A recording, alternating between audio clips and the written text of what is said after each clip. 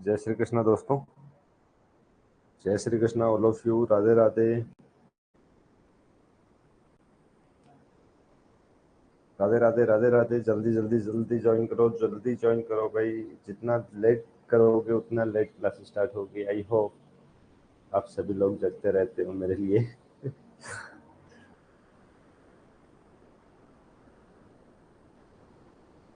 Topic, thank you all of you, आप इतना support मुझे कर रहे हो।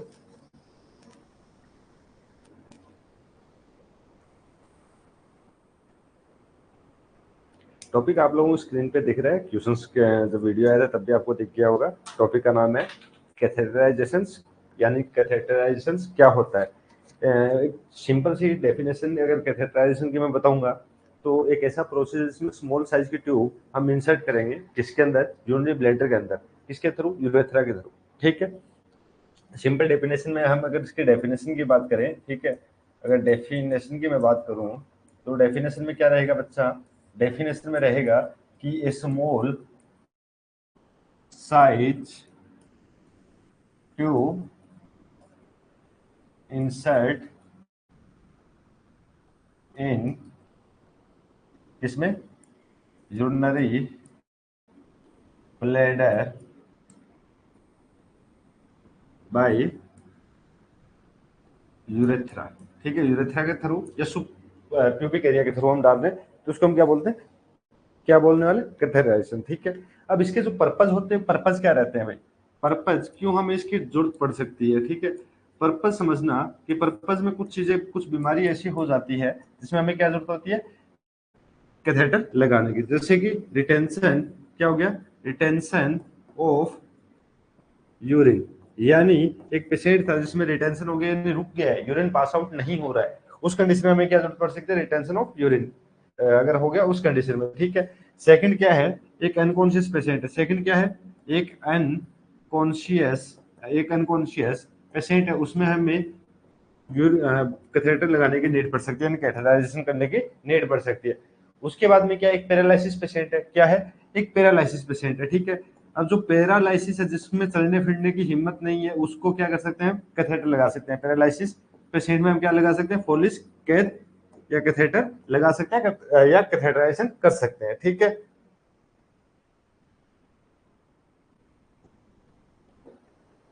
नेक्स्ट की मैं बात करूं तो उसके बाद में और किस में होता है? जो ओल्ड एज में बेड रिडन पेशेंट हो गया। कौन हो गया? Bed ridden patient. किस, कौन से पेशेंट में? बेड रिडन पेशेंट है, उसमें हमें नीड पड़ सकती है। किसमें? बेड रिडन पेशेंट में हमें इसकी नीड पड़ सकती है। ठीक है, बेड रिडन पेशेंट में हमें इसकी नीड पड़ सकती है। तो ये हो गया आपके पर्पज। ठीक है, ये इन चार पर्पज में आपको बता रहा हूँ। रिटेंशन ऑफ यूरिन, यानी यूरिन पास आउट नहीं कर पा रहा है पेशेंट उस कंडीशन में। सेकंड, हो सकता है कि अनकॉन्शियस पेशेंट हो। अनकॉन्शियस पेशेंट हो, उसमें अनकॉन्शियस जरूरी नहीं है कि हेड इंजरी वाला हो। अगर किसी ने हैवी ड्रिंक कर लिया है तो उसमें भी हमें नीड पड़ सकती है क्या? फोलिस कैथ लगाने की। ठीक है, उसके बाद में एक पैरालिसिस वाला पेशेंट था जिसका बहुत लेग मान लेते हैं, ठीक है, या क्वाड्राप्लेजिया है, अब वो चल फिर नहीं सकता।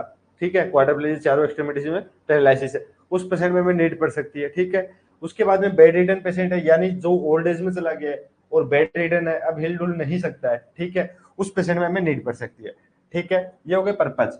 अब इंडिकेशन यानी कौन कौन सी बीमारी में हम लगा सकते हैं, तो इंडिकेशन में कुछ चीजें तो आपको समझ आ गई होगी। ठीक है, इंडिकेशन में हमें क्या क्या करना है।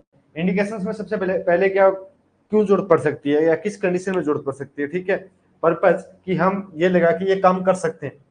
ठीक है, रिटेंशन ऑफ यूरिन में हम यूरिन पास आउट करवा सकते हैं, अनकॉन्शियस पेशेंट में लगा सकते हैं।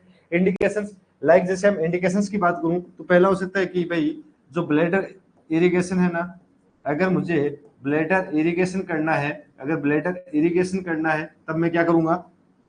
ब्लैडर इरिगेशन करने के लिए मैं क्या कर सकता हूँ? फोलिस कैथ को लगा सकता हूँ। कैसा? अगर ब्लैडर इरिगेट करना है तब। उसके बाद में मैंने क्या कहा कि एक सर्जरी होती है जिसे मैं बोलता हूँ ड्यूरिंग TURP। ड्यूरिंग TURP क्या होता है? Trans urethral resection of prostate. क्या होता है? Trans urethral resection of prostate. तो इसमें मुझे नीड पड़ सकती है। ठीक है, TURP अपने आप में एक बहुत बड़ा टॉपिक है और TURP से क्वेश्चन बनता है एक कि ड्यूरिंग हम कौन सा फ्लूइड यूज करते हैं, आफ्टर हम कौन सा फ्लूइड यूज करते हैं। कमेंट करना, कमेंट करना आफ्टर कि क्या होता है ड्यूरिंग जब हम ट्यूआरपी करते हैं तब एक इलेक्ट्रिक मशीन यूज करते हैं करंट के लिए कट करने के लिए, जिसे हम कोटरी मशीन बोलते हैं। ठीक है, जो कोटरी मशीन होती है अगर उसमें हम नॉर्मल सलाइन यूज करेंगे तब क्या हो जाएगा भाई, जो सलाइन के अंदर सोडियम होता है वो क्या करता है, इलेक्ट्रिकल इंपल्स को एक जगह से दूसरी जगह पे ट्रांसफर करने में हेल्प करता है, तो पूरे ब्लैडर को जल सकते हैं। तो ड्यूरिंग ट्यूआरपी जब हम अगर फ्लूइड चॉइस की बात या सॉल्यूशंस की बात करूं, यहाँ पे अलग से नोट कर लेना सॉल्यूशंस। अगर ड्यूरिंग पूछ ले ट्यूआरपी में, अगर बच्चा ड्यूरिंग पूछ ले तो क्या याद रखना है, ग्लाइसरीन। ठीक है, क्या याद रखोगे, ग्लाइसरीन। अगर आफ्टर पूछ ले कि भाई क्लोटिंग ना हो उसके लिए, तो हम क्या करते हैं, नॉर्मल सेलाइन यानी इरिगेशन में, दोनों ट्यूआरपी का।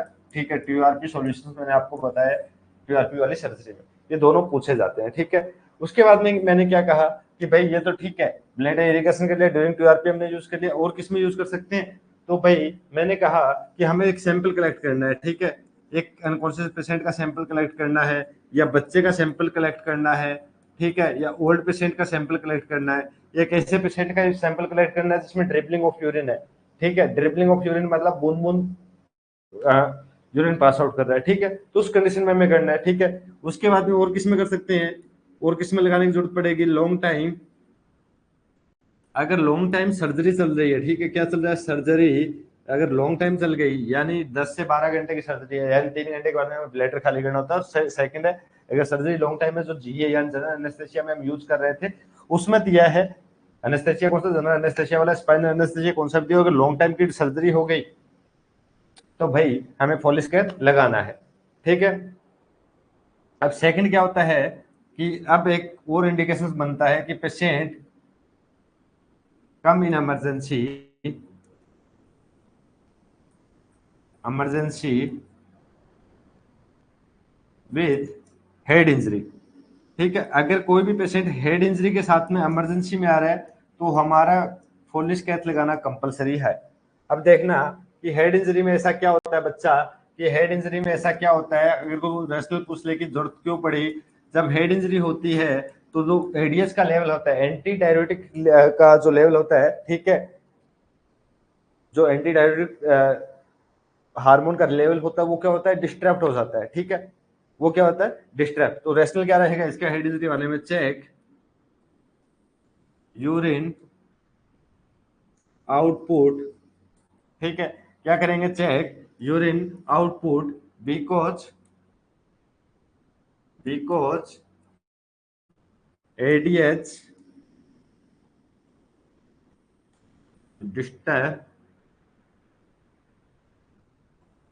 डिस्टर्बेंस कर सकते हो, डिस्टर्ब कर सकते हो। ठीक है, क्या हो गया, एडीएस डिस्टर्ब हो गया। यहां तक आया समझ में, यहां तक आया समझ में कि भाई हेड इंजरी वाले में हमें जरूरत क्यों पड़ रही है, हेड इंजरी वाले में हमें जरूरत क्यों पड़ रही है। तो बच्चा रिप्लाई करो भाई, ये तो मैं पक्की गारंटी ले रहा हूं, ठीक है, कि मैं नोट्स आप लोगों के नहीं देने वाला। ठीक है, रीजन मैंने आपको एक ही चीज बता दी कि जब तक आप नहीं लिखोगे आपका ध्यान नहीं रहेगा, आपका ध्यान नहीं रहेगा।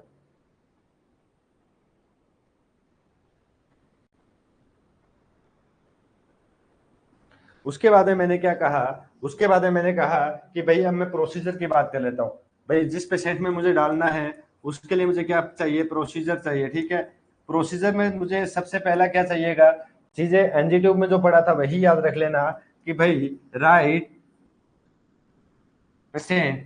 अब राइट पेशेंट का आइडेंटिफिकेशन जो करेंगे वो क्या रहेगा, सबसे पहला क्या होता है, right patient identification. Right patient अगर बच्चा है तो उसका आईडी बैंड जो होगा, यानी आईडी बैंड बेस्ट मेथड होता है किसके लिए, राइट पेशेंट आइडेंटिफिकेशन के लिए। यानी राइट पेशेंट आइडेंटिफिकेशन के लिए, आइडेंटिफिकेशन के लिए अगर बेस्ट मेथड पूछा जाए तो क्या रहता है, आईडी बैंड। ठीक है, उसके बाद में मैंने क्या कहा कि भाई जो बच्चा होगा उसमें आईडी बैंड कहाँ बनेगा, पैर या लेग पे। ठीक है, एडल्ट होगा उसमें वेस्ट पे बांधने वाले हैं। सिंपल से कहानी यहाँ थी। उसके बाद में और क्या करेंगे कि भाई पुलिस केस के लिए हमें कंसेंट लेना होता है, तो हम सेकंड क्या करते हैं, चेक कंसेंट। अब याद रखना कि कंसेंट कभी हम लेंगे नहीं, हमें सिर्फ चेक करना है। ठीक है, हमें क्या करना है, चेक करना है। तो पहला चेक करना, कंसेंट किसके बीच का रिलेशनशिप था, consent relationship between doctor and patient. याद क्या रखोगे कि consent relationship between doctor and patient, यानी हमारे इसमें कोई रोल नहीं है, हम क्या है, नर्सिंग ऑफिसर। ठीक है, हम क्या है, नर्सिंग ऑफिसर, तो हमारा कोई रोल नहीं है कंसेंट के टाइम पे। उसके बाद में मैंने थर्ड पे क्या कहा कि बच्चा अब जो थर्ड आएगा ना उस पे क्या है, हमें आर्टिकल चाहिए। आर्टिकल्स का मतलब है कि अगर हमें पुलिस कैच लगाना है, अगर पुलिस कैच लगाना है बच्चा, तो हमें क्या चाहिए, आर्टिकल चाहिए। अब कैथेटराइजेशन कर रहे हैं, कैथेटराइजेशन कर रहे हैं तो सबसे पहला कैथेटराइजेशन क्या होगा, कैथेटराइजेशन करेंगे तो सबसे पहली इंपॉर्टेंट चीज क्या होगी भाई, सबसे इंपॉर्टेंट पहली चीज क्या हो गई, यहाँ पे मैं सिंपल अब लिखने वाला हूं कि भाई कैथेटर जो होता है वो सबसे इंपॉर्टेंट हो गया। वो अगर मेरे पास है तब मैं कैथेटर लगा सकता हूँ, उसके साथ में और क्या चाहिए वो हम धीरे धीरे डिस्कस करेंगे आर्टिकल्स में। तो कैथेटर का मैंने क्या बोला कि भाई अलग अलग साइज का आता है, क्या आता है, इसका जो साइज होता है वो क्या होता है, डिफरेंस होता है। साइज किस में रहता है, फ्रेंच में रहता है, ठीक है। पहली चीज कि साइज डिफरेंस होता है और साइज किस में रहता है, फ्रेंच में, ठीक है। अब देखो कि चूज कैसे करेंगे, जो क्राइटेरिया रहेगा नहीं, अब जो साइज था उसको चूज करने के तीन मेथड आते हैं, ठीक है। तीन टेक्निक हो सकती है। पहला कि भाई एज के बेसिस पे कि किस उम्र में कौन सा कैथेटर का साइज लगाएंगे, ठीक है। उम्र के बेसिस पे हम साइज को सिलेक्ट कर सकते हैं। सेकंड हम क्या कर सकते हैं, ड्यूरेशन के अकॉर्डिंग, और क्या कर सकते हैं, ड्यूरेशन के अकॉर्डिंग, ठीक है। समझना कि पहला मैंने क्या बोला कि एज के बेसिस पे हम कर लेंगे, सेकंड मैंने क्या बोला कि ड्यूरेशन के बेसिस पे, थर्ड मैं क्या बोल देता हूं भाई अगर कंडीशंस कुछ ऐसी है जिसमें हमें चूज करना पड़ रहा है तो हम कंडीशन बेसिस पे कर सकते हैं। यानी साइज को चूज करने के तीन मेथड हम यूज करने वाले हैं, ठीक है। साइज को चूज करने के हम तीन मेथड यूज करते हैं। अब नॉर्मली मुझे कोई बच्चा बताएगा कि कलर कोडिंग किसी ने देखा है, पॉलिश कैथ की, पॉलिश कैथ की कलर कोडिंग होती है वो देखी है क्या, यस या नो, अच्छा नहीं देखी, ध्यान नहीं दिया होगा, देखा होगा, पुलिस कैद देखा है तब सब चीजें देखिए, पुलिस कैद देखा है तो सब चीजें पता चल जाएगी, ठीक है। अब देखिएगा कि सबसे पहला जो कलर आता है, ठीक है, यहाँ पे मैं एक छोटी सी ट्रिक भी लिखूंगा, पर ट्रिक से पहले तीन चीजें आपको याद रखना पड़ेगा। पहला साइज, ठीक है, साइज, ठीक है, साइज के बाद में कलर, साइज के बाद में क्या करेंगे, कलर, और फिर एज ग्रुप, एज ग्रुप याद कर सकते हैं या एज के बेसिस पे, या जो सिलेक्टेड क्राइटेरिया उसके बेसिस पे हम देखने वाले हैं। तो पहला कौन सा होता है भाई, 8 फ्रेंच का, ठीक है। 8 फ्रेंच का जो रहेगा, 8 फ्रेंच का जो रहेगा वो कैसा रहता है, ब्लैक, ठीक है। इस कैसा रहेगा, ब्लैक रहने वाला, 8 फ्रेंच का कैसा रहने वाला है, ब्लैक। उसके बाद में आता है 10 नंबर का, किसका, 10 नंबर, 10 फ्रेंच का। तो 10 फ्रेंच का कैसा रहता है, ग्रे कलर का, ठीक है। उसके बाद में 12 का कितना आता है भाई, 12 फ्रेंच का आता है व्हाइट,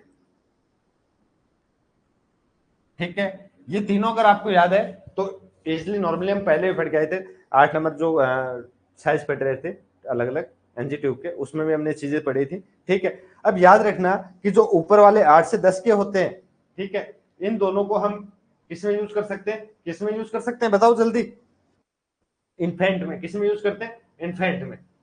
पहला कि इन्फेंट के लिए हम कौन सा यूज कर सकते हैं, 8 से 10। अब मैंने कहा कि भाई चाइल्ड के लिए आप 12 वाला यूज कर लो और 10 वाला यूज कर लो, यानी 10 फ्रेंच एंड 12 फ्रेंच किसके लिए यूज करते हैं, चाइल्ड के लिए, ठीक है। दो चीजें क्लियर हो जाएगी। अब मैंने कहा था यहाँ पे कि एक ट्रिक मैं बना के आपको दे दूंगा, एक ट्रिक मैं आपको बना के दे दूंगा। अब ट्रिक को हम लिख लेते हैं अगले जो कैथेटर के साइज आने वाले हैं उसके लिए, क्योंकि सभी पे ट्रिक लागू हो जाए ऐसा तो अच्छी बात है नहीं, ठीक है। देखो अब नेक्स्ट क्या आएगा, नेक्स्ट क्या आएगा भाई, गोरी,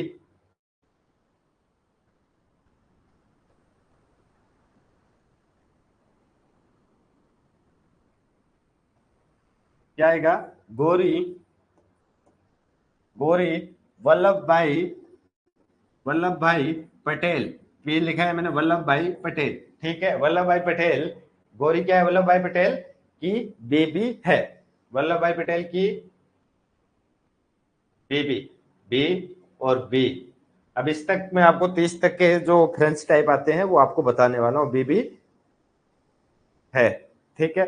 मतलब है के लिए कुछ इसमें मेंशन नहीं है, ठीक है, शॉर्ट में लिख रहा हूँ, स्मॉल में लिखा है उसको याद मत करना। अब देखना कि इससे आगे यानी 10 से ऊपर का कौन सा आया, तो पहला कौन सा आया भाई, 12 से ऊपर कौन सा आएगा, सबसे पहला कौन सा आ रहा था, 12 फ्रेंच का कलर, 12 फ्रेंच में जी आ रहा है तो जी से कैसा बन जाएगा, ग्रीन। पहली चीज क्या याद रखनी है कि ग्रीन कलर का बन जाएगा, ठीक है। उसके बाद में 14 नंबर, तो 14 नंबर जो 14 फ्रेंच का आएगा वो कैसा रहेगा, ऑरेंज। वो कैसा रहेगा भाई, ऑरेंज। उसके बाद में 16 जो फ्रेंच का आएगा वो कैसा रहेगा, रेड। समझना ट्रिक को, आर आ गया इसका, ठीक है। उसके बाद में 18 फ्रेंच का जो आएगा, 18 फ्रेंच का जो आएगा वो कैसा रहता है, येलो। अब यहाँ पे कंफ्यूजन लास्ट में जाके आपको आएगा, ठीक है, उसके लिए मैं बता दूंगा। उसके बाद में मैंने क्या कहा कि भाई 18 का येलो,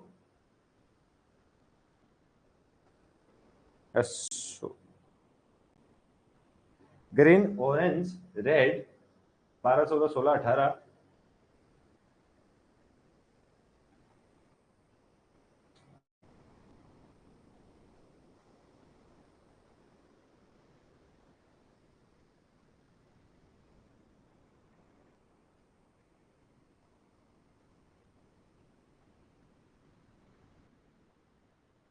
12 का व्हाइट होता है भाई, 12 का व्हाइट होता है, 14 का ग्रीन होता है, ठीक है, व्हाइट।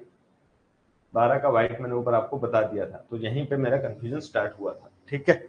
एक बार दोबारा देख लेना बच्चा, एक बार दोबारा देख लेना, ठीक है। जो मैं पढ़ा के आ गया था वही मैंने आपको यहाँ पे वापस कंफ्यूजन हो गया, और वही चीजें मैंने वापस से स्टार्ट की कि भाई कहाँ पे कुछ गड़बड़ हो रही है, ठीक है। 12 फ्रेंच का कौन सा था, व्हाइट का। 12 के बाद में कौन सा आएगा, 14 फ्रेंच का। 14 फ्रेंच का कौन सा होता है भाई, ग्रीन कलर का। कैसा होता है, ग्रीन कलर का।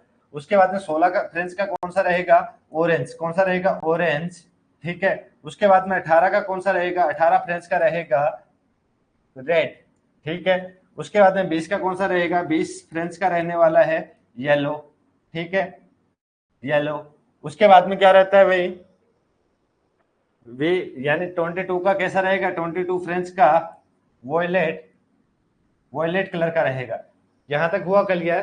देखो दोबारा देख लो कि गौरी वल्लभ भाई पटेल की बीबी, ठीक है। तो यहाँ पे मैंने क्या बोला कि 14 फ्रेंच का ग्रीन है, 16 फ्रेंच का ऑरेंज है, 18 का रेड है, और 20 का येलो है, 22 का वॉयलेट है। यहाँ तक हुआ क्लियर। उसके बाद में मैंने क्या कहा कि भाई 24 में वॉयलेट के बाद में कौन सा आया, बी वापिस आया। बी से क्या बनेगा, यहाँ पे ब्लू बनेगा, ठीक है। यहाँ पे क्या बनेगा, ब्लू। तो यहाँ पे 24 फ्रेंच का क्या हो जाएगा, ब्लू कलर का हो जाएगा, ठीक है। उसके बाद में 24 फ्रेंच का क्या हो जाएगा, ब्लू कलर का हो जाएगा, ब्लू कलर। उसके बाद में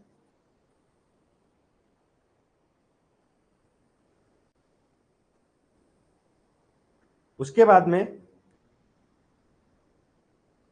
26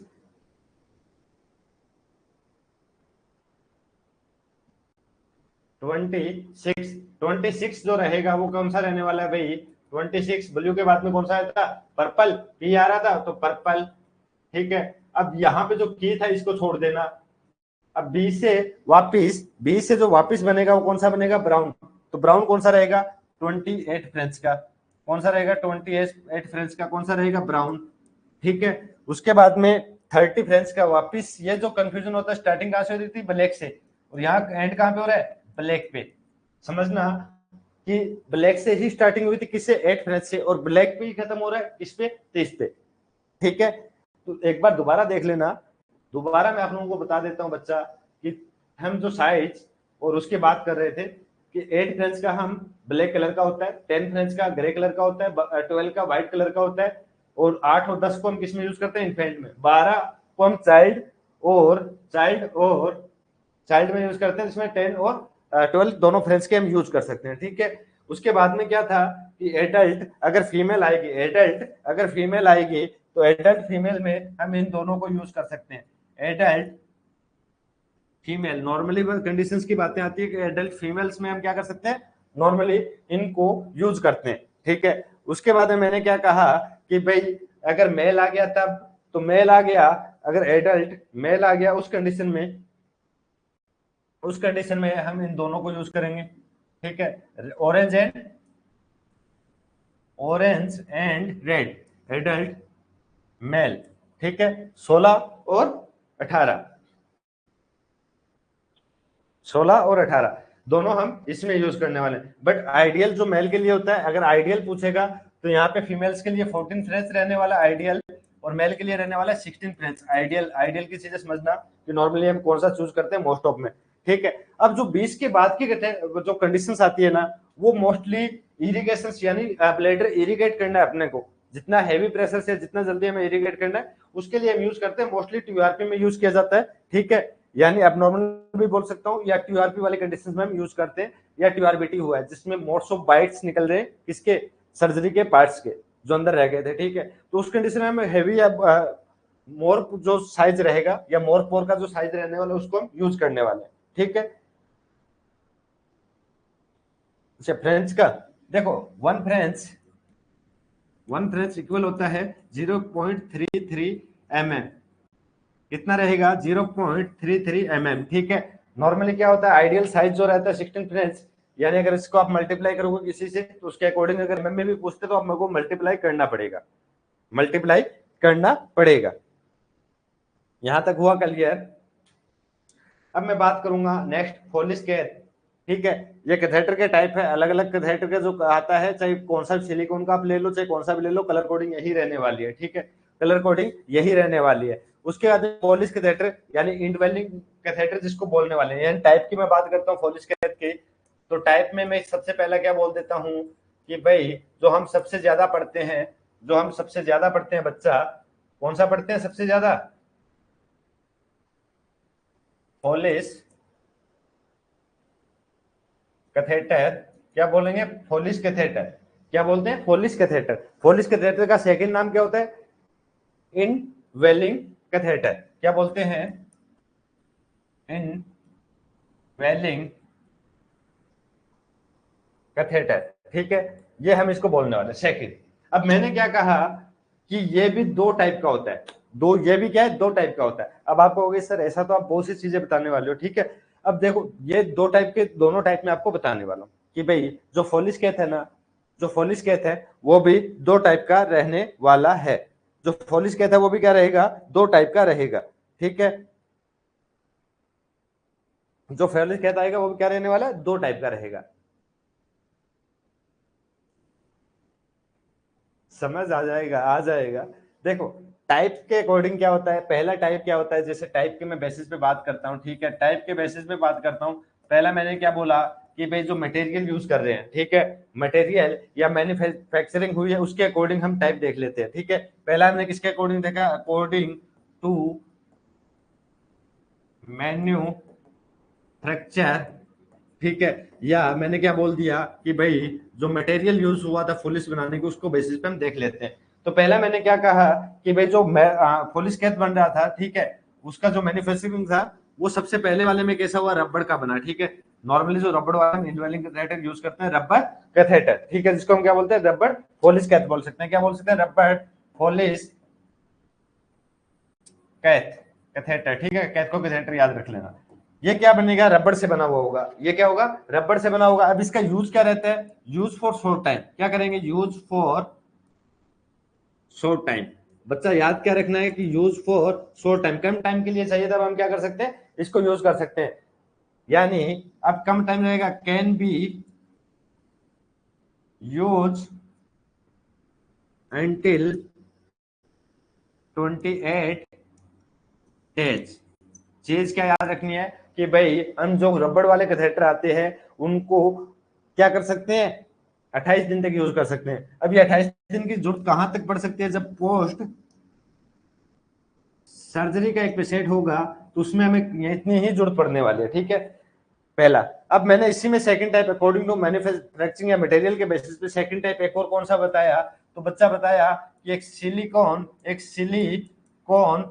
पॉलिश कैथ भी आता है, एक सिलिकॉन का बना हुआ, जिसमें मटेरियल कौन सा रहेगा, सिलिकॉन रहेगा, ठीक है। तो उसमें जो कैथेटर हम यूज करेंगे ना वो किसके लिए रहेगा, पहली चीज याद रख लेना, use for long duration, use for long duration. और इसका जो ड्यूरेशन रहता है वो लगभग 19 डेज तक यूज कर सकते हैं, 90 दिन तक हम इसको यूज कर सकते हैं। ड्यूरेशन कितना रहता है, 19 डेज, यानी लॉन्ग ड्यूरेशन, यानी 3 महीने तक हम पॉलिश को यूज कर सकते हैं इसमें, 19 डेज तक, यानी अप टू 3 मंथ, ठीक है। अप टू 3 मंथ तक इसको यूज कर सकते हैं, ठीक है, 19 डेज अप टू, ब्रैकेट में लिख सकते हो up to 3 month. Up to 3 month. तो बच्चा यहां तक पहली चीज समझ आ गई, यहां तक पहली चीज समझ आ गई कि ड्यूरेशन क्या रहेगा। अब मैंने कहा कि ये किस में जरूरत पड़ सकती है, तो मैंने कह दिया कि एक पैरालिसिस वाला पेशेंट था, ठीक है, एक पैरालाइसिस वाला पेशेंट है, ठीक है। पैरालाइसिस पेशेंट का मतलब समझना कि जिसको पैरालाइसिस हो गया उसमें एक अनकॉन्शियस पेशेंट है या कोमा का पेशेंट है, ठीक है, यानी अनकॉन्शियस पेशेंट है, उसमें जरूरत पड़ सकती है, ठीक है। हेड इंजरी वाला पेशेंट है उसमें जरूरत पड़ सकती है क्योंकि उनको सर्वाइव करने में टाइम लगेगा, ठीक है। ये आपका किसके हो गया, अकॉर्डिंग टू मैन्युफैक्चरिंग के अकॉर्डिंग टाइप हो गया पहला, जिसमें हमने दो टाइप पढ़े, रबर एंड सिलिकॉन पॉलिस्कैप, ठीक है। अब मैंने क्या कहा कि according to clinical use material हम कौन सा यूज करेंगे वो डिपेंड करेगा ड्यूरेशन पे, ठीक है। अब मैंने क्या कहा सेकंड कि भाई अब सेकंड और पढ़ लेते हैं, सेकंड हम और पढ़ लेते हैं बच्चा, तो जिसमें हम लिख रहे हैं कि according to clinical clinical use, ठीक है। अब अकॉर्डिंग टू क्लिनिकल यूज समझना, क्लिनिकल यूज को समझना है कि अकॉर्डिंग टू क्लिनिकल यूज क्या होने वाला है, तो समझ में आएगा कि क्लिनिकल यूज क्या आएगा। अब मैंने सबसे पहले क्या कह दिया बच्चा, सबसे पहले मैंने क्या बोला कि भाई एक सिंगल ल्यूमन का पॉलिश ले लो, सिंगल सिंगल ल्यूमन, ठीक है, एक कैथेटर ले लो, ठीक है, या फोलिस कैथेटर ले लो, ठीक है। सिंपल सी बात है समझना, फोलिस कैथेटर सिंगल ल्यूमन वाला क्या होगा, उसके बाद में सिंगल ल्यूमन क्या होता है कि नॉर्मली टेम्परेरी इम्पेटी करना होता है तब हम यूज करते हैं। सिंगल ल्यूमन में क्या रहता है, नॉर्मली मैं आपको इमेज दिखाने वाला हूं, ऐसी एक सीधी रहेगी ट्यूब, ये रहेगा, और यहाँ पे सिर्फ होल रहने वाले किसको, यूरिन को पास करने के लिए, यहाँ पे एक जो ल्यूमन बनने वाला ऊपर का ये रहेगा। जैसे ही आपने पॉलिश डाला, ब्लेडर खाली हुआ टेम्परेरी, उसके बाद में आपने क्या कर लिया, निकाल दिया। तो इसमें हम क्या करने वाले हैं, इसमें हम क्या किस लिए यूज कर सकते हैं, किस लिए यूज कर सकते हैं, टेम्परेरी इम्पेटी ब्लेडर, ठीक है। क्या करेंगे,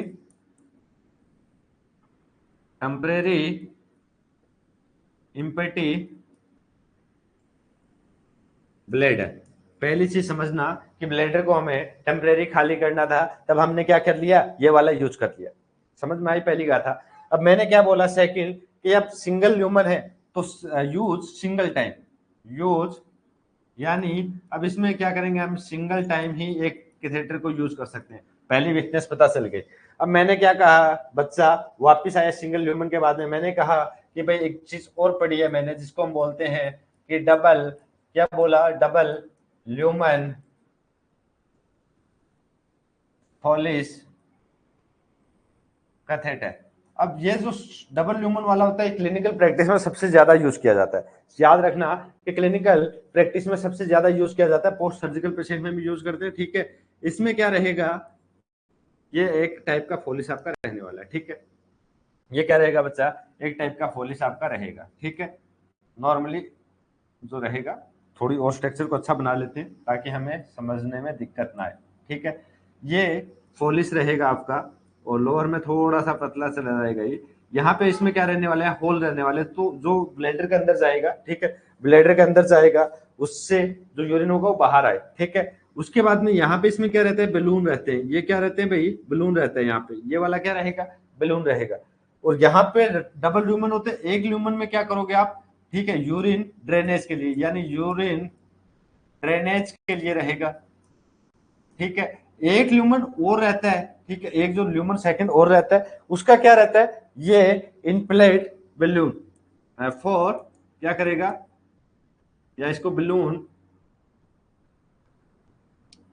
बलून चैम्बर भी बोल देते हैं, बलून ल्यूमन या चैम्बर बोल देते हैं, ठीक है। चैम्बर भी सेम रहेगा, यहाँ पे यूरिन ड्रेनेज चैम्बर आ जाएगा, यहाँ पे बलून चैम्बर हो जाएगा, बलून इनफ्लेट चैम्बर हो जाएगा।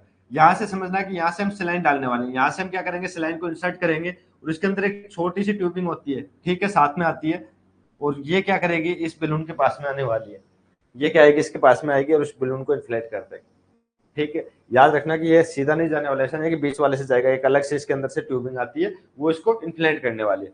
तो ये क्या रहेगा, most common use in, most common use in clinical practice, ठीक है। पोस्ट सर्जरी यूज करते हैं, या during surgery and post surgery, क्या आप यूज करते हैं भाई, during surgery and post surgery. दो चीजें याद आ गई, दो चीजें याद आ गई, समझ में आया? दो चीजें समझ आ गई बच्चा। पहला, ड्यूरिंग सर्जरी यूज कर सकते हैं, मोस्ट कॉमन यूज होता है। ये वाले इसकी स्ट्रक्चर रहते हैं, स्ट्रक्चर भी आके आपको मैं समझाने वाला हूँ, समझना। स्ट्रक्चर भी आपको समझाऊंगा, ऐसा नहीं है कि ये सिर्फ यहाँ पे इमेज बना दी तो उससे हम निकल जाएंगे, नहीं। नेक्स्ट मैंने लास्ट और इसमें जो तीसरा पार्ट था कौन सा बताया? Triple lumen Foley catheter. अब समझना, इसमें कितने रहने वाले? तीन ल्यूमन रहने वाले। दो वाला हमने पढ़ लिया, अब तीसरे वाला हम देखेंगे। नॉर्मली मैं यहाँ पे वापस क्या बना रहा हूँ? कैथेटर बना रहा हूँ, ठीक है। कैथेटर को समझना कि यहाँ पे इसमें होल रहेंगे किसके लिए? जो मर्फी आई भी बोल देते हैं, ये रहेगी किसके लिए? यूरिन को पास आउट करवाने के लिए। सेकंड, यहाँ पे क्या रहेगा? यहाँ पे क्या रहेगा? बलून, ठीक है। उसके बाद में यहाँ पे पहला चैम्बर किसके लिए रहेगा भाई?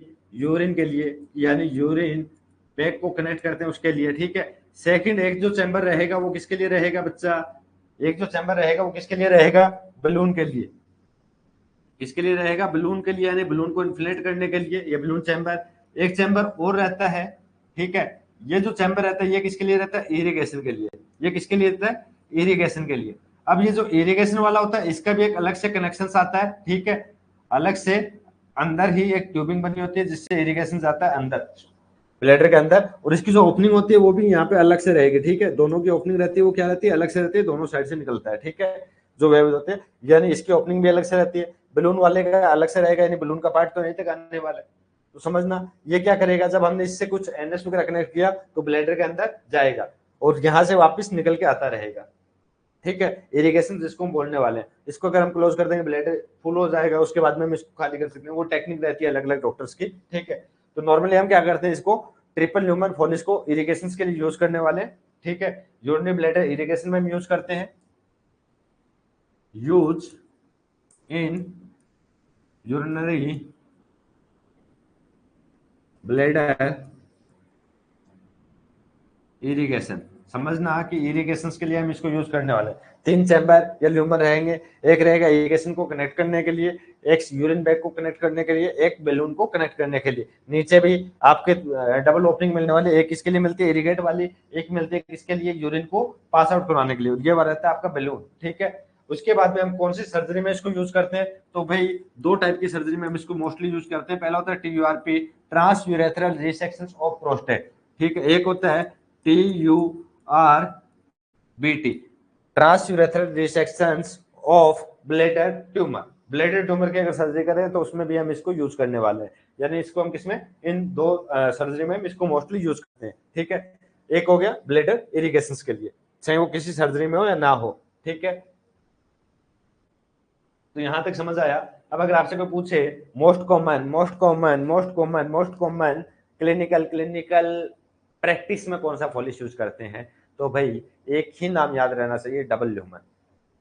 ट्रिपल ल्यूमन का अगर स्पेशल पूछता है तो TURP या TURBT, TURBT, transurethral resection of bladder tumour या प्रोस्टेट, अगर उसकी सर्जरी कर रहे हैं तब उसको यूज करने वाले। तो यहाँ पे मैंने आपको कुछ चीजें दिखाने की कोशिश करूंगा, आई होप समझ में आ जाए। ये समझना, ये वाला सीधा पॉलिश आ रहा है, कुछ भी नहीं है इसमें, बैलून वगैरह कहीं नहीं है। और ये क्या है? यहाँ पे सिंगल ल्यूमन बना हुआ है। यहाँ पे क्या बना हुआ बच्चा? सिंगल ल्यूमन बना हुआ है। यहाँ पे क्या बना है? सिंगल ल्यूमन बना है, ठीक है। तो ये क्या हो गया? Single lumen Foley catheter. एक और आएगा आगे, ठीक है। इसमें सिर्फ यहाँ पे आपको अगर ओपनिंग सही से दिख रही है तो यहाँ पे सिर्फ यूरिन को पास आउट करने के लिए ओपनिंग है, ठीक है। यानी यहाँ पे कोई बलून वगैरह नहीं है। सिंगल ल्यूमन वाले में क्या रहेगा? कोई बलून वगैरह नहीं है, ठीक है। जल्दी जल्दी दोबारा समझ लेना। तो ये क्या आपका सिंगल ल्यूमन है, इसका भी कलर कोडिंग दिखाता है 16 फ्रेज का, ठीक है। उसके बाद में समझना नेक्स्ट, ये नेक्स्ट कौन सा है? ये है आपका दो ल्यूमन दिख रहे हैं, तो इसको क्या बोलेंगे? डबल ल्यूमन फॉलिस कैथ, ठीक है। फॉलिस कैथ, ठीक है। नॉर्मली फॉलिस कैथ इसका हम याद कर लेते हैं। सिंगल ल्यूमन में मैंने आपको क्या कहा? कलर कोडिंग कैसा कलर है भाई? किस कलर का है ये? ऑरेंज, ऑरेंज कलर है, ऑरेंज कलर किसमें आ रहा था?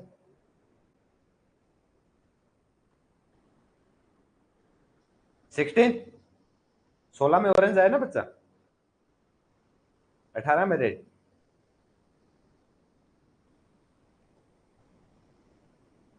ठीक है, तो ये 16 फ्रेंड्स क्या है जो एडल्ट में यूज करने वाले थे। ठीक है, ये जो होगा ये वाला क्या है, ये क्या रहेगा, बलून पोर्ट बोल सकते हैं। ठीक है, या बलून इन्फ्लेटेड चैम्बर। ठीक है, इससे हम नॉर्मल क्या करेंगे, सिलाइन या जो भी फ्लूइड से हमें इन्फ्लेट करना है किसको, इन बैलून्स को।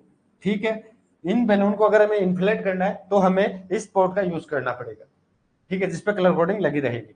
यहाँ पे हमें ये वाला जो पार्ट रहेगा इससे क्या रहेगा, जो यूरिन बैग या यूरो बैग बोल देते हैं, यूरिन जो बैग रहेगी, ठीक है, उसको कनेक्ट करना होगा, तो इससे हम करने वाले हैं। ठीक है, इससे हम करने वाले। अब याद क्या रखना है कि आगे हम जब भी सैंपलिंग पढ़ेंगे, यूरिन सैंपलिंग पढ़ते हैं, तो यहाँ पे एक चीज याद रखना कि ये वाला पोर्ट हम यूज करते हैं जब अगर फोलिस कैथ लगा होगा तब पेशेंट में फोलिस कैथ लगा है और हमें सैंपल लेना है, तो हम कभी भी इसको डिस्कनेक्ट करके नहीं लेते। ठीक है, कभी भी हम इसको क्या नहीं करते, डिस्कनेक्ट नहीं करते। आगे फ्यूचर के लिए मैं बता देता हूं, जब हम यूरिन सैंपल करेक्शन पढ़ेंगे तब क्या होता है, अगर फोलिस कैथ लगा होगा तब हम इतने पार्ट्स को यूज करते हैं, वो भी निडल ट्रिक से। ठीक है, निडल ट्रिक करेंगे, बैग कंटिन्यू रहेगा, पहले ब्लॉक कर लेंगे 10 से 15 मिनट के लिए, उसके बाद में यहाँ से हम डायरेक्टली सैंपल कलेक्ट करते हैं एक स्लाइड टेक्निक से। ठीक है, बट इस पार्ट से यानी यहां से आगे के पार्ट को हम कभी भी छूते नहीं है। रीजन क्या है कि ये जो बलून पॉट या बलून चैम्बर था उसकी जो लाइन जा रही है वो रेप्चर होने के चांसेस, जिससे क्या हो जाएगा, ये डिफ्लेट हो जाएगा। ये अभी क्या इन्फ्लेट है, डिफ्लेट का मतलब वापस पिचक जाएगा, समझना, पिचक जाएगा। ठीक है, यहां तक आप लोगों को शायद मेरे विचार से समझ में आ गया होगा। उसके बाद में क्या होता है, यहाँ पे इसमें कुछ आइस टाइप बना हुआ है यहाँ पे। ठीक है, ये क्या रहता है भाई, यूरिन को वापस बाहर की साइड लेके जाने के।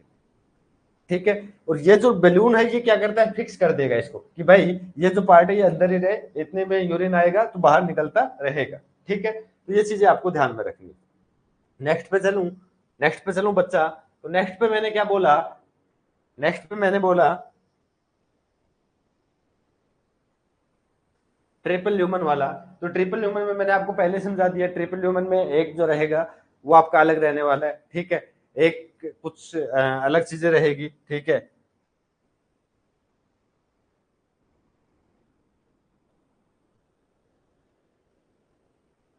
एक और रह गया यहाँ पे टाइप, जिसकी इमेज शायद नहीं लगी है। ठीक है, उसकी मैं बता देता हूँ, उसकी मैं इमेज बना के बताने की कोशिश करूंगा। पॉलिश कैप ट्रिपल वाला आपको समझ आ जाएगा। ठीक है, ट्रिपल वाले में मैंने आपको पहले बता दिया, दो की मैंने आपको इमेज दिखा दी ताकि आपको कुछ और चीजें अच्छी लगे। ठीक है, अब मैंने क्या कहा, फोलिश टाइप में पहला हमने कौन सा पढ़ा था, फोलिश कैथेटर। पहला कौन सा पढ़ा बच्चा, फोलिश कैथेटर। पहला कौन सा पढ़ा है, फोलिश कैथेटर को। ठीक है, पहला कौन सा पढ़ लिया, फोलिस्कर। अब सेकंड हम कौन सा पढ़ने वाले हैं, सेकंड हम पढ़ने वाले हैं बच्चा, सेकंड हम पढ़ेंगे सुप्रा प्यूबिक कैथेटर। सेकंड हम कौन सा पढ़ेंगे बच्चा, सुप्रा प्यूबिक, सुप्रा प्यूबिक कैथेटर। ठीक है, सुप्रा प्यूबिक जो कैथेटर होता है वो क्या करेंगे, डायरेक्टली जो प्यूबिक एरिया है ना, ठीक है, डायरेक्टली जो प्यूबिक एरिया, मैं अगर लोअर एब्डोमेन की बात करूंगा मेरे, ठीक है, वहां का जो प्यूबिक एरिया आ रहा है, ठीक है, एक पेशेंट को हम बना लेते हैं। ठीक है, यहाँ पे हमने एक पेशेंट बनाया। ठीक है, इसके यहाँ पे अम्बलाइकस है। ठीक है, ये बाकी इसके दो पैर हम बनाने की कोशिश करेंगे। ठीक है, ये वाले दो पैर हमने बना दिए। अब यहाँ पे अगर ये जो प्यूबिक एरिया यहाँ पे आ रहा है, ठीक है, ये यहाँ से मैं अगर कोई फोल्डिस को इंसर्ट करूंगा डायरेक्टली, ठीक है, और किसके अंदर डाला, ब्लेडर के अंदर डाला।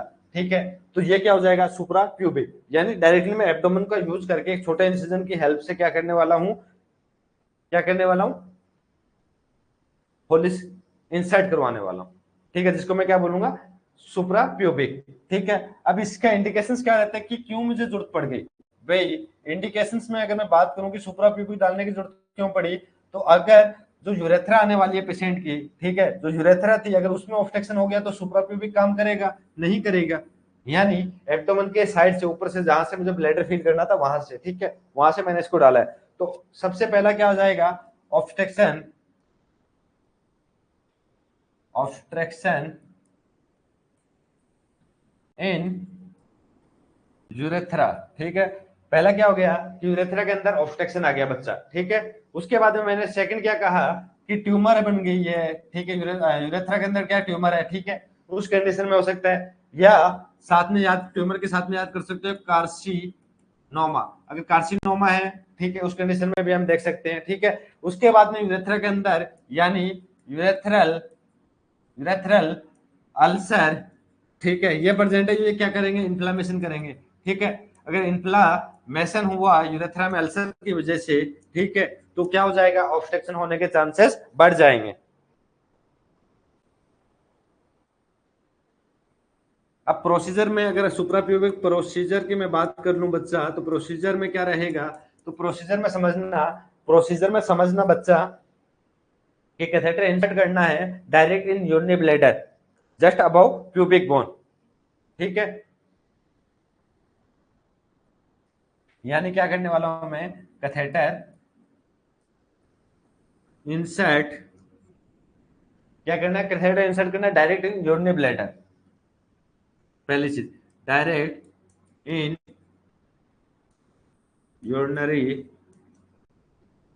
ब्लैडर, ठीक है। यूरिनरी ब्लैडर में मैंने क्या किया, कैथेटर इंसर्ट किया, किससे ऊपर, सेकंड चीज क्या याद रखनी है, जस्ट अबव, चीजें याद रखना, जस्ट अबव प्यूबिक बोन, जो प्यूबिक बोन रहती है उससे जस्ट अबव की साइड, यानी प्यूबिक वाली बोन को आप अगर फिल करोगे थ्रो एब्डोमेन कैविटी, कहां से, throw throw abdominal cavity.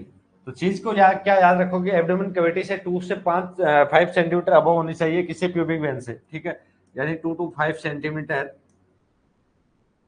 Above from pubic bone. समझ में आएगा कि भाई जो प्यूबिक एरिया था यानी एब्डोमेन के में हमने देखा, हम लाइकस और जो यूरेथ्रा थी मेल या फीमेल दोनों में, हमने कई बार देखा है कि वहां से एक ट्यूब डाल के यूरिन को बाहर निकाला जाता है, ठीक है, वहां से क्या किया जाता है, ट्यूब निकाल कर बाहर निकाला जाता है।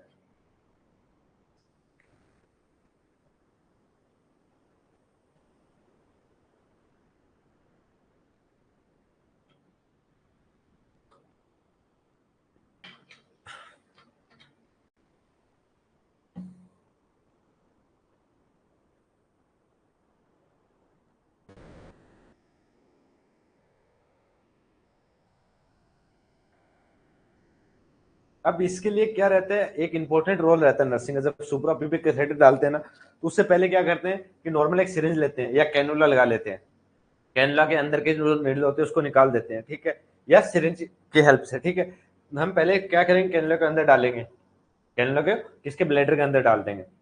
तो उससे क्या होता है, लाइक जैसे ये मानो कि ब्लैडर है, ठीक है, ये वाला पूरा ब्लैडर है, अब ब्लैडर के अंदर मैंने कुछ चीज को डाला, ठीक है, यानी कैनुला के निडल को निकाल लिया, डाल दिया, उसके बाद मैं उस पर सिरिंज को अटैच करूंगा तो मैं फ्लूइड दे पाऊंगा अंदर ब्लैडर में। तो यहाँ पे एक इंपॉर्टेंट रोल आता है कि ब्लैडर के अंदर मुझे फ्लूइड क्यों देना है सुप्राप्यूबिक वाले में, तो भाई जब तक ब्लैडर पूरा फैलेगा नहीं तो वो स्ट्रेच नहीं कर पाएगा, वहां की मसल्स होगी वो स्ट्रेच या फैल नहीं पाएगी, तो इसलिए मुझे क्या करना होता है, फ्लूइड इंसर्ट करना होता है ब्लैडर के अंदर। बट नॉर्मली क्या आता है, सिरिंज समझ आता है, ठीक है। तो याद क्या रखना है, इंपॉर्टेंट रोल ऑफ नर्स, यहाँ पे इंपॉर्टेंट रोल ऑफ नर्स क्या रहता है, जब आप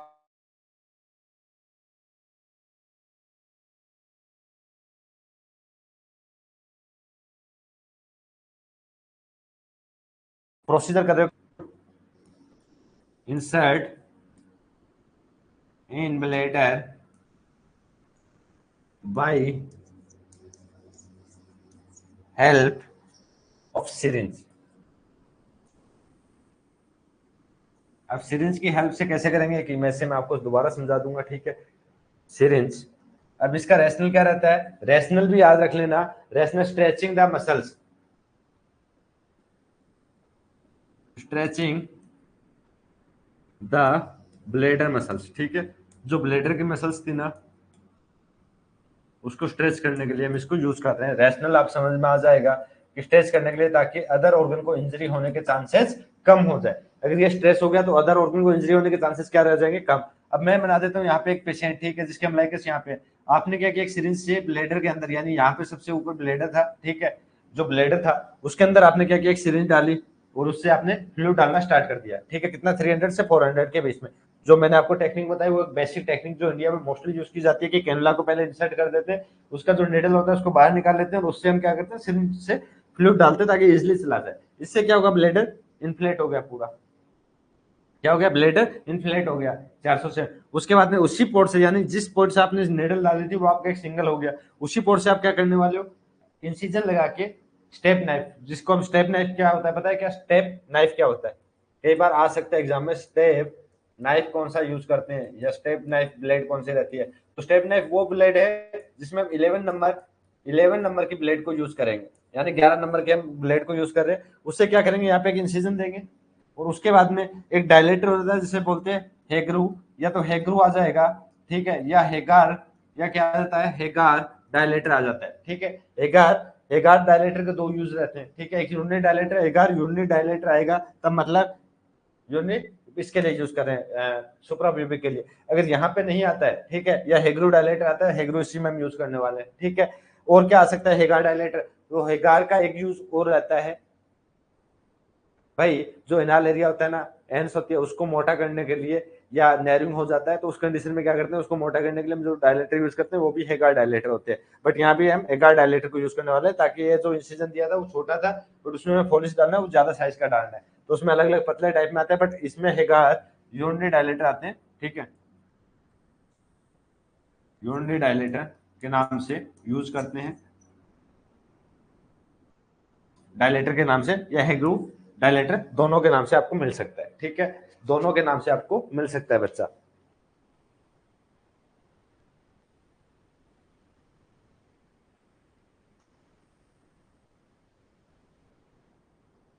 अब क्या हुआ कि आपने कैथेटर को इंसर्ट कर दिया, नॉर्मली जो मैंने आपको टेक्निक बताई उससे आपने क्या कर दिया, कैथेटर को इंसर्ट कर दिया।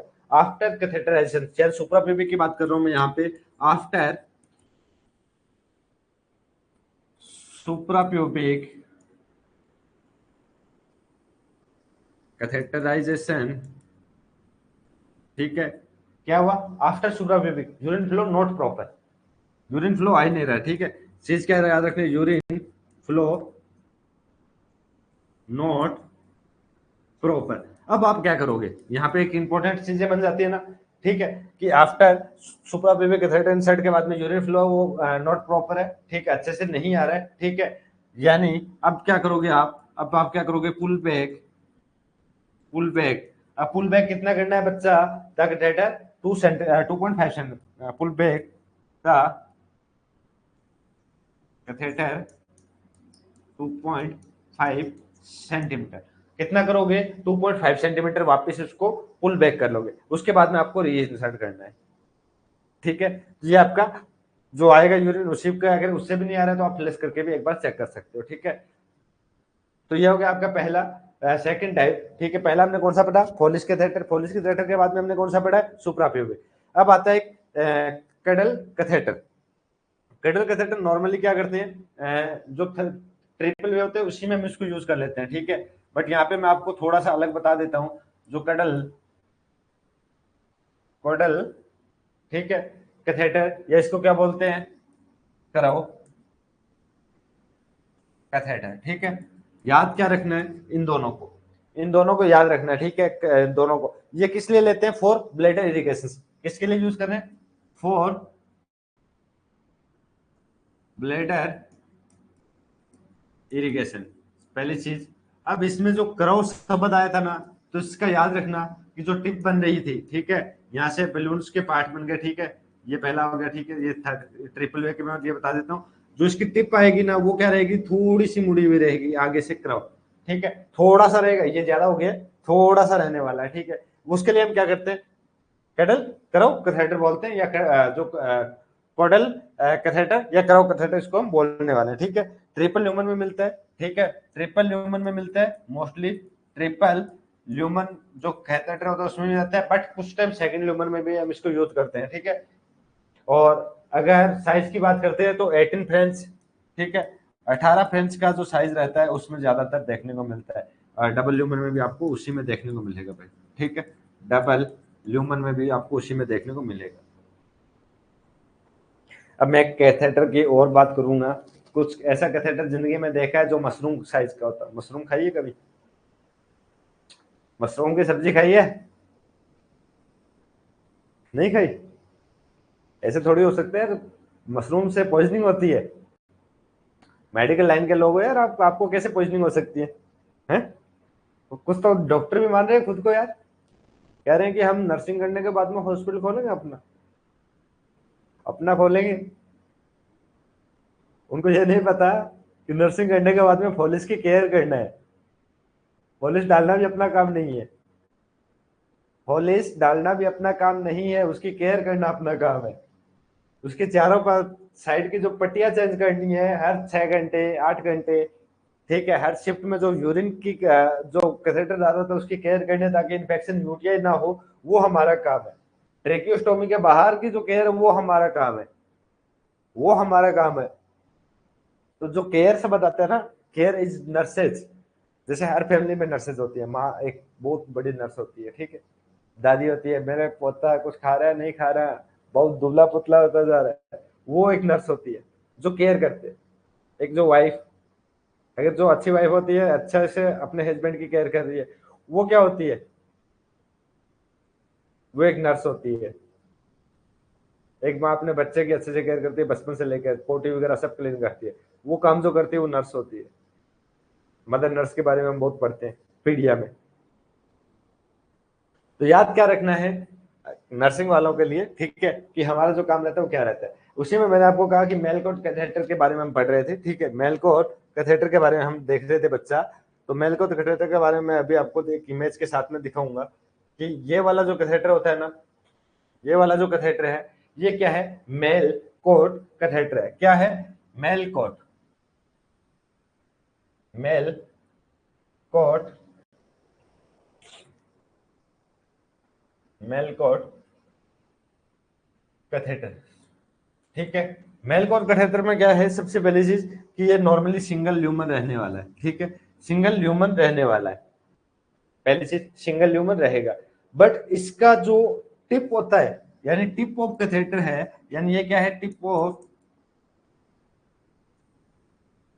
जो कैथेटर है वो कैसी रहेगी? Mushroom like. कैसी रहेगी? मशरूम लाइक, ठीक है। यानी मशरूम जैसी रहेगी। मशरूम ऐसी होती है ना, अलग से जो पंजा बनाती है, ठीक है, जो पंजा बन रहा है, ठीक है, ऐसे पंजा, वो वाले स्ट्रक्चर इसकी रहने वाले है, ठीक है। जो मशरूम लाइक स्ट्रक्चर रहेगी उसका रहेगा, या मशरूम लाइक टिप बोल सकते हैं, वो रहेगी, ठीक है, पहली चीज। उसके बाद में जब हम इसको यूज करते हैं तो यूज कहाँ करेंगे? थर्ड नंबर पे मेलकोट कैथेटर टिप के साथ में समझा रहा हूँ। यानी जो टिप रहेगी वो कैसी रहेगी भाई? मशरूम लाइक टिप रहेगी, ठीक है। यानी इसकी जो टिप रहने वाली कैसी रहेगी? मशरूम लाइक रहेगी। उसके बाद में क्या रहेगा? यूज। यूज किस में करते हैं इसको? यूज करते हैं ओपन रीनल सर्जरी। अब याद रखना कि ओपन रीनल सर्जरी में करते हैं। Second, mostly use in female. Female में इसको हम ज्यादा यूज करते हैं, ठीक है। और सबसे इंपॉर्टेंट जो चीज और आती है वो होता है पेनफुल, पेनफुल कैथेटराइजेशन। इसका जो कैथेटराइजेशन रहेगा वो कैसा रहेगा बच्चा? पेनफुल रहेगा। चार चीजें आपके लिए इंपॉर्टेंट आ गई। पहला क्या हुआ था? मेलकोट कैथेटर है जिसमें क्या था? मशरूम टाइप की शेप बन रही थी, यानी इसकी जो टिप रहती है वो कैसे रहती है? मशरूम लाइक रहती है। यूज करते हैं हम इसको ओपन रीनल सर्जरी में। उसके बाद में मोस्टली यूज इन फीमेल। उसके बाद में क्या आया कि पेनफुल कैथेटराइजेशन होता है, इसलिए हम इसको रेयरली यूज करते हैं। मशरूम का सब समझ लेना, ये जो शेप बन रही है वो लगभग इस टाइप में मशरूम में बन रही है, ठीक है। इस टाइप की मशरूम जो आती है ना, ऊपर से देखोगे तो इस टाइप की जो मशरूम की स्ट्रक्चर थी वैसा ये बन रही है,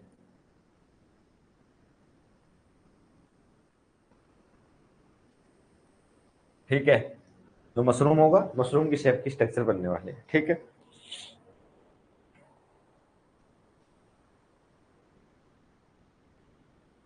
नेक्स्ट कैथेटर, नेक्स्ट कैथेटर आप लोगों ने नाम सुना होगा, ठीक है। नेक्स्ट का आपने नाम सुना होगा, और इसकी इमेज एग्जाम के अंदर आई भी है। इसके एग्जाम के अंदर इमेज आई है, ठीक है। तो उसी इमेज के बेसिस पे मैं आपको बताने वाला हूँ। ये नॉर्मली आप लोगों को दिख रहा है कि स्टेट कैथेटर है, ठीक है। स्टेट कैथेटर हमने स्टार्टिंग में पढ़ा था, यानी सिंगल ल्यूमन वाला। ये सिंगल ल्यूमन कैथेटर है, यू आर राइट, ठीक है। सिंगल ल्यूमन मतलब सिंगल ल्यूमन इसमें बना हुआ है, पहली चीज तो आपके उस चीज को क्लियर कर देता हूँ। सेकंड, इसका जो नाम होता है वो क्या होता है, या तो इसको हम बोलते हैं K90, ठीक है, क्या बोलते हैं K90, एक ट्यूब लाइक स्ट्रक्चर है, ठीक है, K90, ठीक है। सेकंड, इसी को हम अदर क्या कहते हैं, स्ट्रेट कैथेटर, ठीक है, क्या बोलते हैं, स्ट्रेट कैथेटर। बट जो इमेज दिखा रहा हूं ना, उसका सही से नाम जो पूछा जाता है, एग्जामिनर ने जब पूछा था उस टाइम इसका जो नाम दिया था वो क्या था, रॉबिन्सन। क्या नाम दिया था, रॉबिन्सन, रॉबिन्सन कैथेटर, क्या रॉबिन्सन कैथेटर।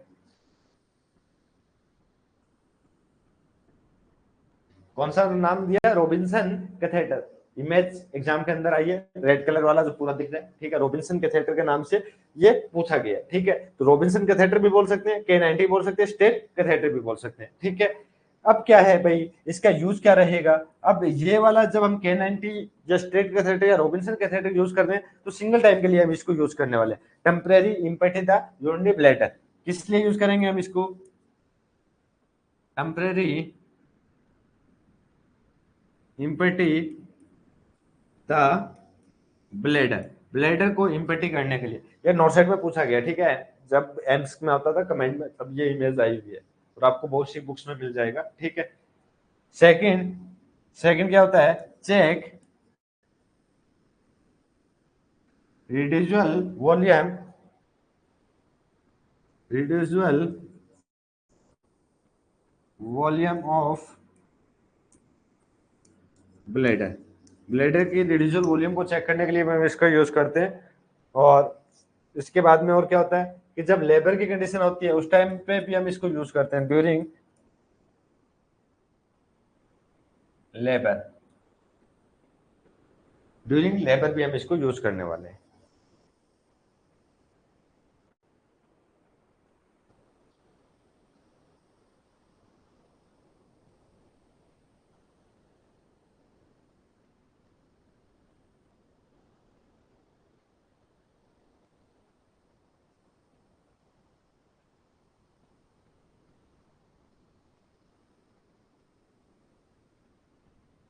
ड्यूरिंग लेबर भी हम इसको यूज करने वाले हैं, ठीक है। तो ये आपका, उसके बाद में एक और जो कैथेटर है, ठीक है, इसके बाद में एक और जो कैथेटर हम यूज करते हैं उसको क्या बोलते हैं,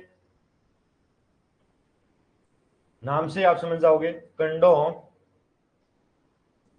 कैथेटर, ठीक है। अब जो कंडोम फॉलिस कैथेटर होता है वो क्या होता है, नॉर्मली जो उसकी शेप रहती है, यहाँ से मैं ओपनिंग बना रहा हूँ, ठीक है, ये वाली इसकी ओपनिंग है, ठीक है, और ये आगे चल के थोड़ा सा पतला आएगा, उसके बाद में एंड पे यहाँ पे इसकी एक ट्यूबिंग निकल जाएगी जो किसके साथ में, यूरिन बैग के साथ में कनेक्ट हो जाएगी, ठीक है। वैसे ये फोल्डिंग आता है जिससे कंडोम कंडोम आता है उसी की तरह फोल्ड होता है, ठीक है। उसके साथ में यहाँ पे एक मिलती है आपको स्ट्रिप, जिससे आप यहाँ पे इसको क्या कर सकते हो, टाई कर सकते हो। यानी नॉर्मली आपने उसको पेनिस के ऊपर, यानी आप इसमें किसमें यूज कर सकते हैं, मेल के अंदर यूज कर सकते हैं, ठीक है। यूज फॉर यूरिन सैंपल जो ओल्ड वाले होते हैं उसमें यूज कर सकते हैं, यानी मोस्टली मेल में इसको यूज कर सकते हैं, फीमेल में इसको हम यूज नहीं कर सकते, ठीक है। नियोनेट में यूज कर सकते हैं। इसमें हम क्या करेंगे, पेनिस के ऊपर चढ़ाया, उसके बाद में टाई कर दिया एंड पोर्शन से, ठीक है। तो ये नॉर्मली बार बार निकलेगा नहीं, ठीक है। वो जो उसकी कॉम्प्लिकेशन या जो यूज नहीं करने के रीजन रहते हैं वो क्या होता है, डिसलॉक्ड होना बार बार, ठीक है। डिसलॉक्ड होने की वजह से इसको हम यूज नहीं करते हैं। तो use for urine sample collection, ठीक है, इसमें यूज करते हैं, use for urine sample collection, ठीक है। उसके बाद में मैं बात करूंगा यूरिन सैंपल कलेक्शन के बाद में बच्चा बात करूंगा इसको हम जैसे कि एग्जांपल नियोनेट बच्चा था, नियोनेट है उसमें हमने यूज कर लिया, नियोनेट में हमने यूज कर लिया, चाइल्ड में हमने यूज कर लिया, ठीक है, चाइल्ड में भी हमने यूज कर लिया, टोडलर बोल सकता हूँ, इन्फेंट बोल सकता हूँ, ठीक है। इसके साथ में आप इन्फेंट याद कर लो, इन्फेंट एंड जो टोडलर बच्चा था उसमें भी हमने इसको यूज कर लिया, ठीक है। उसके बाद में और किसमें यूज करते हैं, ओल्ड एज, और किसमें यूज करेंगे, ओल्ड एज में, ठीक है। ओल्ड एज में यूज करने का रीजन क्या रहता है कि जो ओल्ड एज होता है उसमें क्या होता है, ड्रिबलिंग ऑफ यूरिन देखने को मिलती है, ठीक है, ड्रिबलिंग, ड्रिबलिंग ड्रिबलिंग का मतलब क्या, बूंद बूंद यूरिन आना, ड्रिबलिंग ऑफ यूरिन देखने की मिलती है, इसलिए हम उसमें यूज करते हैं, ठीक है, उसमें हम यूज करते हैं ये वाला। और सेकंड क्या होता है, involuntary pass out of urine, इसी में ओल्ड एज में क्या रहेगा, involuntary pass out of urine, ठीक है। तो इस कंडीशन में हम इतने टाइप के कैथेटर को यूज करने वाले हैं। नेक्स्ट की मैं बात करता हूं, जो हम आर्टिकल्स यूज कर रहे थे, इसमें अदर आर्टिकल्स में और बताऊं तो भाई क्या करोगे आप, अदर आर्टिकल्स में आप यूज करोगे, अदर आर्टिकल्स में 10% क्या यूज करोगे, 10% बेटाडीन या पोविडिन, कोई आ सकता है एग्जाम में, ठीक है। क्या यूज करोगे, बेटाडीन, जिसको मैं क्या बोलता हूँ, पोविडिन, पोविडिन आयोडीन, इन दोनों का सेम नाम रहता है, पोविडिन आयोडीन बोलते हैं। ये किस लिए यूज करते हैं, क्लीन साइट, किसके लिए यूज कर रहे हैं भाई, क्लीन साइट, क्लीन का साइट मतलब समझ में आया, यूरेथ्रा को क्लीन करने के लिए, ठीक है, क्लीन द साइट। अब साइट कैसे क्लीन करनी है वो हम आगे पढ़ने वाले हैं, ठीक है, अभी ये समझ सोचना नहीं, ठीक है। इसका और क्या यूज रहता है, आफ्टर, आफ्टर कैथेटराइजेशन, कैथेटराइजेशन के बाद में यूज करना है। अब ये कैथेटराइजेशन के लिए क्या करते हैं, क्लीन द साइट या क्लीन, ठीक है, क्लीन द साइट। और ये जो साइट होती है क्लीन करनी होती है, ट्विस, कम से कम ट्विस ए डे, दिन में 2 बार कम से कम हमें करना होता है, ठीक है। और जब हम इसको क्लीन कर रहे होते हैं तब 2 स्वैप काम में लेते हैं, ठीक है, 2 स्वैप यूज करते हैं, यानी डायरेक्टली क्या आता है, 1 swab at a time to prevent UTI, यानी एक ही स्वैप से हमें एक बार में क्लीन करना है, फिर दूसरी बार में क्लीन करना है, तो वो आगे हम पढ़ने वाले हैं जब पढ़ेंगे, ठीक है। उसके बाद में हमें और क्या चाहिए भाई, अदर आर्टिकल्स में तो 2% जाइलो कैन जेली चाहिए, 2% जाइलो कैन जेली चाहिए, ठीक है, एनेस्थेसिया एंड लुब्रिकेंट के लिए, एनेस्थेसिया एंड लुब्रिकेंट दोनों के लिए। उसके बाद में और क्या चाहिए भाई, एक 10 ml की सिरिंज चाहिए, 10 ml की सिरिंज चाहिए, ठीक है। उसके बाद में चाहिए हमें नॉर्मल सलाइन, या तो नॉर्मल सलाइन चाहिए, ठीक है। अब नॉर्मल सलाइन का और इन दोनों का बताऊंगा, एक चाहिए हमें डिस्टिल वाटर। मोस्टली हम नॉर्मल सलाइन को भी यूज कर रहे हैं हॉस्पिटल प्रैक्टिस के अंदर, मोस्टली हम किसको यूज कर रहे हैं, इन्फ्लेट करने के लिए। इन दोनों का क्या रहता है, इन्फ्लेट द बैलून, ठीक है, ये दोनों क्या काम करेगी भाई, इन्फ्लेट, जो बैलून है उसको इन्फ्लेट करने के लिए, फिक्सेशन करने के लिए हमें चाहिए, ठीक है, ये चाहिए, या तो नॉर्मल सलाइन या आपका डिस्टिल वाटर, या डिस्टिल वाटर, ठीक है। अब याद रखना, मोस्ट कॉमन सोल्यूशन इन्फ्लेट कौन सा करता है, मोस्ट कॉमन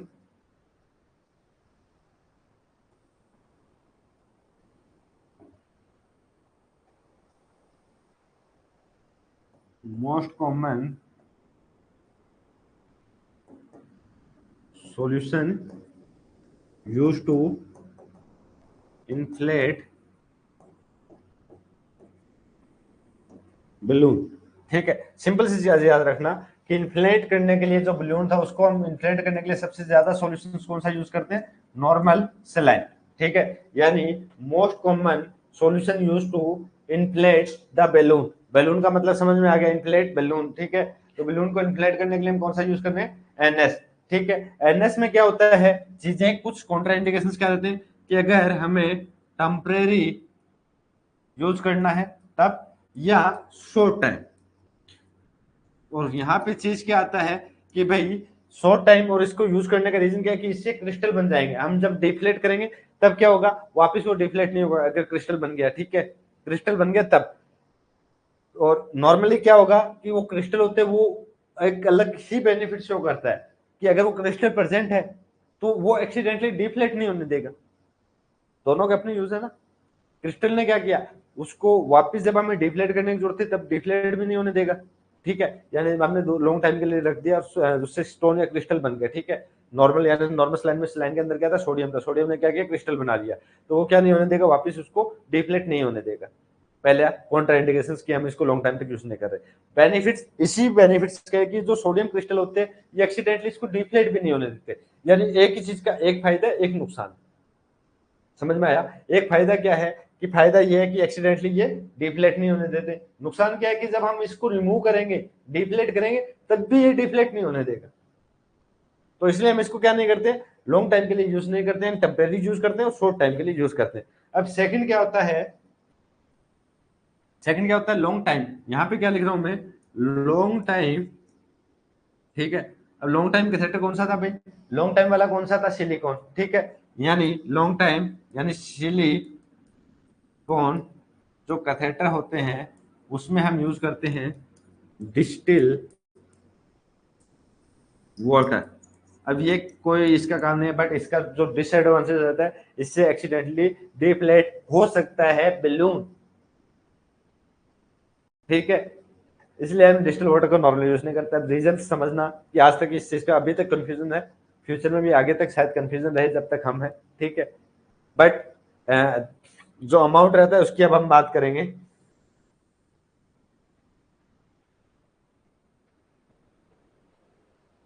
ठीक है, जिसको अमाउंट है उसकी हम बात करेंगे। अमाउंट, अमाउंट फॉर इन्फ्लेट करने के लिए पूछ रहा है, यानी अमाउंट फॉर इन्फ्लेट, ठीक है, इन्फ्लेट द बेलून। बेलून को इन्फ्लेट करने के लिए क्या अमाउंट चाहिए, तो 5 से 10 ml, 5 से 10 ml क्या चाहिए, 5 से 10 ml चाहिए, यानी 5 to 10 cc। और 10 को क्या कर लेना, स्टार कर लेना स्पेशल। ये क्या मोस्ट इंपॉर्टेंट है, या इसको बॉक्स के अंदर पैक कर दो भाई। 10 ml को हम जब एग्जाम में आएगा तो फर्स्ट चॉइस चूज करना है, यानी इसको क्या करना है, एग्जाम के अंदर 5 भी आ गया 10 भी आ गया तो हमें चॉइस कौन सा करना है, 10 ml। अब मैंने क्या कहा कि भाई जो कैपेसिटी होती है वो इतनी होती है क्या, capacity of, capacity of balloon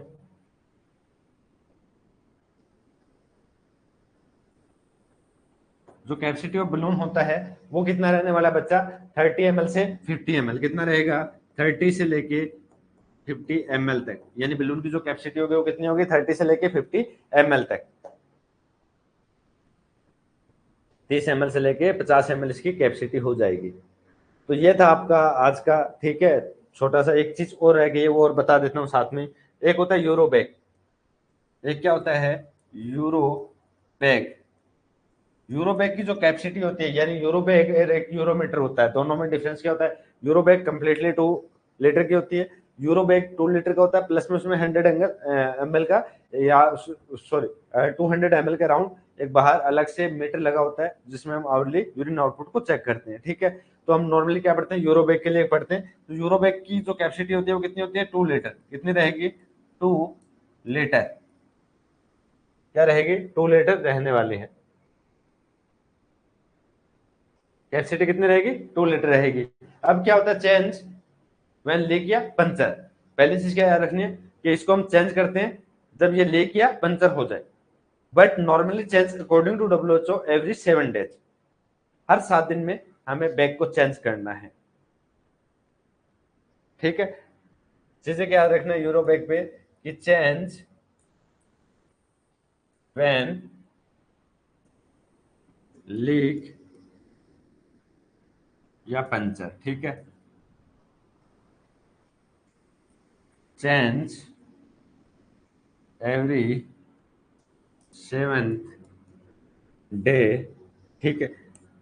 change every 7th day, 7वें दिन आपको चेंज करना है। कुछ बुक्स में 3 to 5 डेज लिखा है, वो भी सही है, बट नॉर्मली हम मैक्सिमम से जो टाइम यूज कर सकते हैं इसको, ठीक है। बट नॉर्मली हम इसका जो बार बार इम्पेटी करना होता है उसको हमें ध्यान से रखना होता है। इसके अंदर से हम कभी भी सैंपल को कलेक्ट नहीं करते हैं, इसके अंदर से हम कभी भी सैंपल को कलेक्ट नहीं करते हैं। तो एक लॉन्ग क्लास होने जा रही है आपकी, ठीक है। एक लॉन्ग क्लास जो हुई है 1 आवर से ऊपर की हो गई है भाई। तो आई होप अभी तक की जो चीजें वो समझ में आई होगी। नेक्स्ट जो चीजें हम पढ़ेंगे, नेक्स्ट जो चीजें पढ़ेंगे जिसमें हम पोजीशन देखेंगे, कैसे हमें क्लीन को साइड करना, जो साइड थी उसको क्लीन करना है, ठीक है, बिफोर इंसर्टेशन। एंड साथ में हम देखेंगे कि भाई आगे हमें जो फॉलिक कैथ की केयर होती है वो कैसे करनी है, फॉलिक कैथ के कॉम्प्लिकेशंस क्या हो सकते हैं, तो उसका हम डिस्कशन करेंगे नेक्स्ट क्लास में। कैथेटराइजेशन की आपको पहली क्लास कैसे लगी, लाइक जरूर करना, ठीक है, बाकी आप लोग को सबको पता है। तो राधे राधे, जय श्री कृष्णा अगेन, मिलते हैं नेक्स्ट क्लास में बहुत जल्दी।